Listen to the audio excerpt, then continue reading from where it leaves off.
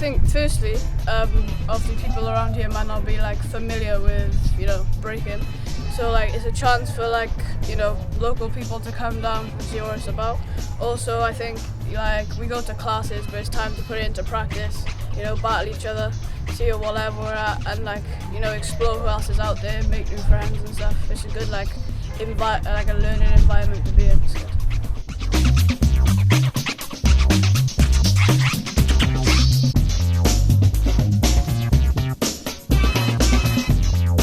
I think it's very important for kids to get into breakdancing, or any dance in fact, from when they're young. I think it's important because obviously it keeps them off the street, gives them something healthy to do, and also creates kind of a camaraderie of new friends, new styles, people they wouldn't usually meet.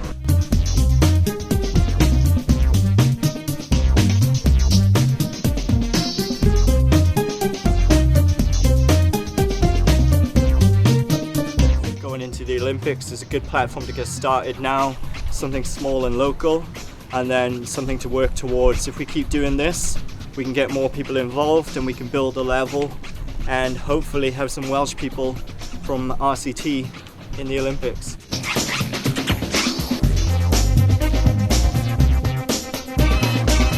It's my first competition, so I'm very pumped, and I feel it needs to happen more, especially in like the valleys where I'm from.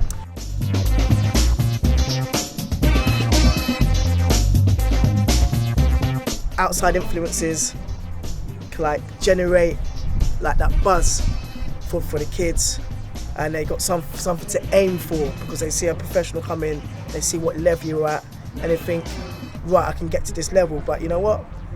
We want them to get to our level and a lot further. That's the whole idea,